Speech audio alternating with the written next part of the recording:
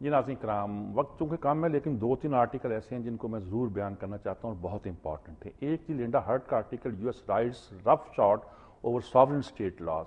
انہوں نے کہا جی امریکہ کا اپنا یہ ہارٹ ہے کہ انٹرنیشنل کرمنل کورٹ کا یہ اپنا جو ممبر ہونے کا ریکٹیفائی نہیں کر رہا، اور دنیا کے ہر جگہ جو کوئی مسئلہ ہوتا ہے کہتا ہے جی آپ اس کو لے کے پکڑ کے انٹرنیشنل کرمنل کورٹ میں عالمی عدالت جو ہے جرائم کی عدالت اس میں لے جائیں، اور خود جو ہے وہ یہ کام نہیں کر پاتا۔ کیوں نہیں کر پاتا؟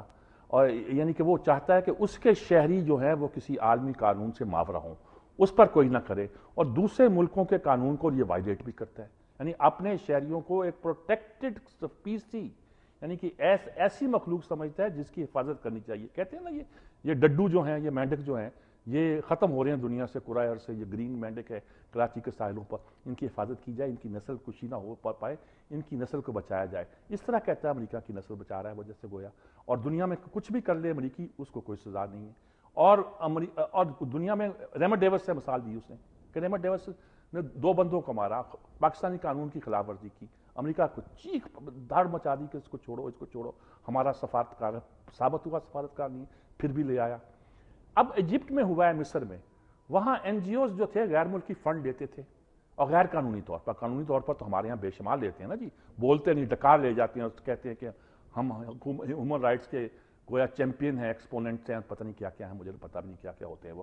ہیومن رائٹ ایکٹیوسٹ کا ایک بالکل ایک لطیفہ بن گیا ہوا ہے، وہ میں لطیفہ یہاں کیا سناؤں۔ تو یہ ہیومن رائٹ ایکٹیوسٹ ہمارے، تو وہ این جی اوز وہاں بھی فنڈ لے رہے تھے، انہوں نے کہا کہ ٹھیک ہے، انہوں نے پابندی لگائی اور کہا کہ یہ ملک چھوڑ نہیں سکتے، یہ جو غیر ملکی فنڈ سے غیر قانونی طور پر عمل کر چھوڑ نہیں سکتے۔ امریکہ کی کانگریس نے کہہ دیا کہ جو ہم امریکہ مصر کو مدد دیتے ہیں 1 بلین یا کتنا، وہ مدد بند کر دی جائے گی اگر انہوں نے چھوڑے۔ اچھا وہ چھوڑنے پڑے گی، کیا کیا جائے؟ انہوں نے کہا یہ آپ نے کیا بنا رکھا ہے، اپنے شہریوں کے لیے دنیا میں کوئی قانون نہیں ہے، اور 16 بندے مار دیے اس بندے نے وہاں جو افغانستان میں ہے، آپ اس کے خلاف، وہ کہتے ہیں اس قانون کے تحت مقدمہ چلاؤ، آپ چلانے نہیں دیتے۔ بلکہ وہاں تو انہوں نے جو افغان انویسٹیگیشن ٹیم تھی، انہوں نے کہا یہ ایک بندہ تھا ہی نہیں، اس کو کہہ دیتے ہیں پاگل ہے، اور پاگلوں کے لیے کوئی سزا نہیں ہے۔ انہوں نے کہا یہ ایک بندہ جو تھا، یہ ایک بندہ نہیں تھا، وہ کہتے ہیں کہ شاید زیادہ بندے تھے، اور 2 جگہوں پہ بیک وقت کارروائی ہوئی ہے، اور آپ ان کو بچانے کے لیے 1 منٹ میں افغانستان سے نکال کے لے گئے ہیں۔ تو یہ آپ امریکہ کے بارے میں اور قانون کے بارے میں عالمی قوانین کا مذاق بھی اڑاتے ہیں اور اپنے شہریوں کو بچاتے بھی ہیں۔ آخر آپ چاہتے کیا ہیں؟ انہوں نے کہا جی کہ ایسا بندہ کچھ کرتا ہے تو فاکس نیوز ایسے قاتلوں کو پیٹریاٹ قرار دے دیتا ہے جی، یا یہ کہہ دیتے ہیں آپ یہ شاید جی کہ یہ پاگل ہو گیا تھا، یا اس کی حب الوطنی کا سرٹیفکیٹ دے کر اس کی حفاظت شروع کر دیتے ہیں، اس کو ہیرو بنا لیتے ہیں۔ یہ ہے جی امریکہ کا چہرہ۔ اب میں آپ کو فرانس کا چہرہ دکھاتا ہوں۔ کل میں سیکولرزم پر گفتگو کر کے آیا ہوں ایک چینل پر، وہ شاید 23 کو آن ایئر ہوگی، لیکن میں کہنا یہ چاہتا ہوں کہ یہ امریکہ کی سیکولرزم کا ماڈل ہے۔ اب ذرا فرانس کی سیکولرزم دیکھ لیجیے، وہ تو بہت ہی، فرانس میں آج کل ایک جگہ وہ کوئی پتہ نہیں کیا نام ہے، ٹولوس کیا نام ہے، وہاں بندے مارے جا رہے ہیں۔ وہ کہتا ہے چکر کیا ہے؟ انہیں کہا آج کل فرانس میں یہ ہے کہ جو رائٹ ونگ میں چلا جاتا ہے نا الیکشن جیتنے کے لیے، وہ بہت ضروری ہے۔ سارکوزی ان کا صدر جو ہے وہ یہ بات کہہ رہا ہے کہ مجبور کیا جا رہا ہے فرانسیسیوں کو حلال گوشت کھانے پر۔ امیگرینٹس بڑھ گئے ہیں، تارکین وطن بڑھ گئے ہیں، یعنی گویا حلال گوشت کھانے پر مجبور۔ اور ان کا وزیر خارجہ یا کون ہے وہ، میں کم وقت نام بھی کون یاد کرے ان لوگوں کے، بونگے بونگے نام ہے۔ پہلے تو ان کے نام دیکھو ڈکشنری میں کہ ان کا صرف پروننسیشن کیا ہے، پھر اس کو بیان کرے۔ کیا پڑی ہوئی ہے مجھے کہ ان کے اپنے نام یاد ہو جائیں تو بڑی بات ہوتی ہے۔ وہ کیا کہہ رہا ہے؟ وہ کہتا ہے حلال، وہ کہتا ہے جی مسلمانوں کو اور یہودیوں کو اپنی ڈائٹری ہیبٹس، یعنی کھانے کی اپنی جو عادات ہیں اس کو بدل لینا چاہیے۔ یعنی کہ یہ حلال گوشت وہ کشر کھاتے ہیں تو ان کو بدل لینا چاہیے۔ اور وہاں کیا ہے؟ وہاں صورتحال یہ ہے کہ وہ کہتے ہیں یہ لوگ جو فرانسیسی، یہ مسلمان، یہ لوگ ہیں یہ صبح اٹھتے ہیں ہمارے، وہ صاف گندا کام کرتے ہوں گے بیچارے نا، ان کو اس کام پہ لگا رکھا ہے، یا فوج میں سرو کرتے ہوں گے، چوکیدار بہت سے کام کرتے ہوں گے، یہ سارے فرانس کی حفاظت کرتے ہیں۔ آپ نے ان کو بنا رکھا ہے، مذاق بنا رکھا ہے۔ اور اس میں یعنی کہ ایسے لفظ، وہ کہتے ہیں جی اصل بات یہ ہے کہ یورپین کرسچن سویلائزیشن ہے، اس کو دوسرے ثقافتوں پر، تہذیبوں پر برتری حاصل ہے۔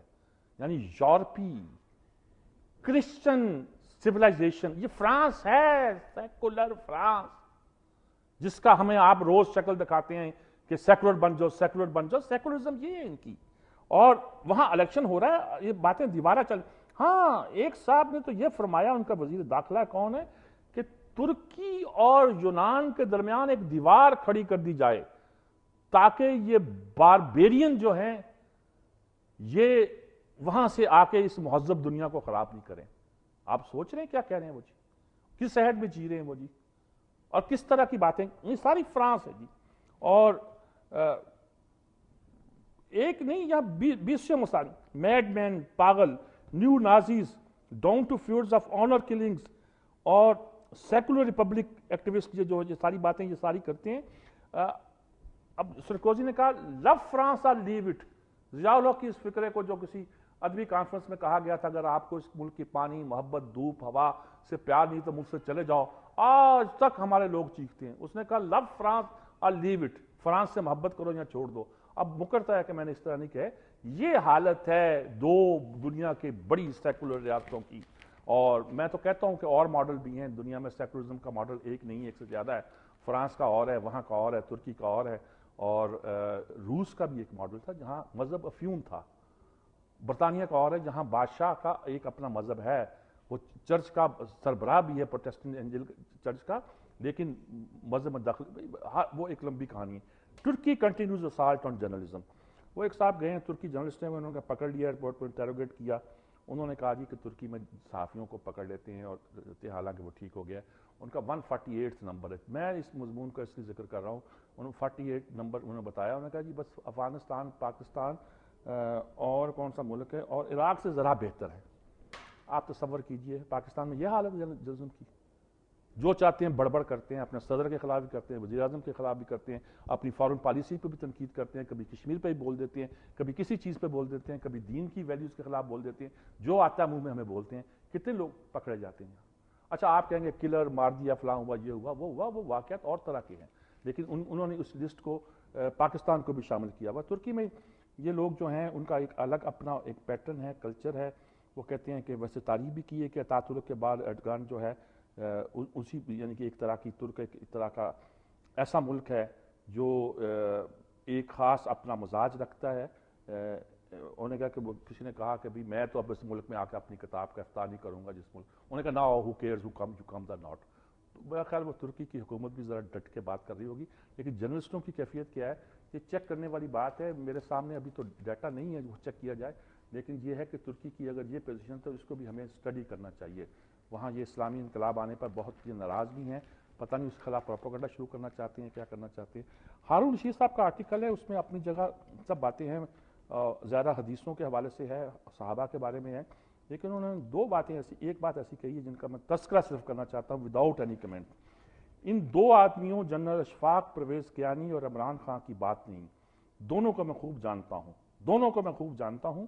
مکمل اعتماد سے کہتا ہوں کہ ہرگز ان میں تصادم نہ ہوگا، اور اصولی سمجھوتا کیے بغیر عمران رعایت نہ دے گا اور کیانی ہرگز رعایت طلب نہ کریں گے. جی یہ کہتے ہیں کہ آنے والے دن میں یہ ہوگا کہ اگر عمران خان آ گیا تو سول ملٹری تعلقات جو ہیں بہتر ہو جائیں گے، اور اس میں ایک خوبصورتی اور ایک ٹھیک طور پر وہ آگے بڑھیں گے. جی نذیر ناجی صاحب کا ایک آرٹیکل ہے جی، یہ بھی تذکرہ ہوتا ہے جائے. جی ججوں کا کوڈ آف کنڈکٹ انہوں نے ذکر کیا. جی انہوں نے کہ بہت سے فیصلے جو ہیں ہمارے چینل دے دیتے ہیں، اور ان چینلز کے فیصلوں کو جو عمل ہوتا ہے عام طور پر، اور وہ پہلے ہی کر دیتے ہیں. یہ عدالتوں کے فیصلوں کے حوالے سے اب ایک نئی بحث شروع ہونے والی ہے.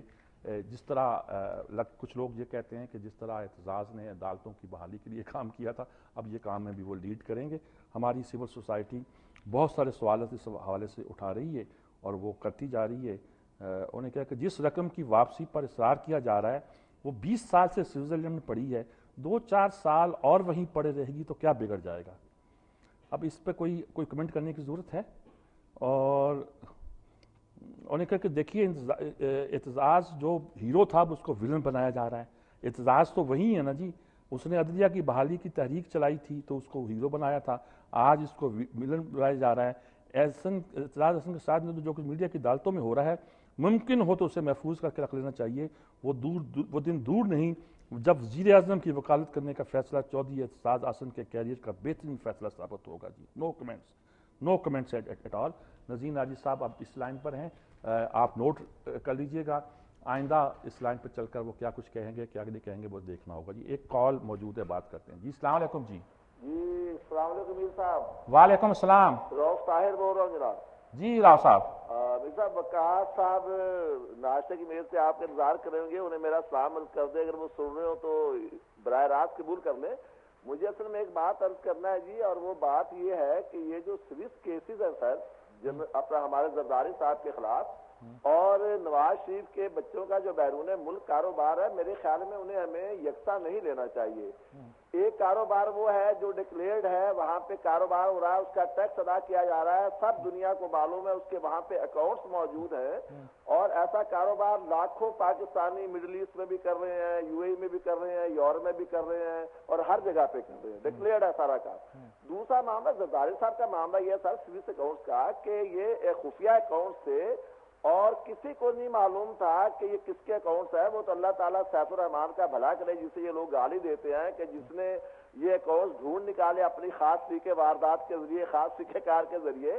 اب مسئلہ یہ ہے کہ یہ پیسہ کہاں سے آیا ہے. جب یہ کہا جاتا ہے کہ یہ لوٹ مار کا پیسہ, تو اس لیے کہا جاتا ہے کہ یہ باہر سے بیرونی کک بیگ سے لیا گیا, بیرونی سودے جو تھے ان کے کمشنوں کے ذریعے لیا گیا, اور ایک عرصے تک یہ لوگ سرے محل کو بھی نہیں مانتے تھے, اور اس پیسے کو بھی یہ اون نہیں کرتے تھے. اس لیے میرا یہ خیال ہے کہ جو ایک جائز کاروبار ہے جو سب کے سامنے ہو رہا ہے اسے, اور ناجائز ذرائع سے خفیہ اکاؤنٹس میں جمع کیے گئے پیسے جو ہیں, ہمیں ان میں فرق ضرور کرنا چاہیے.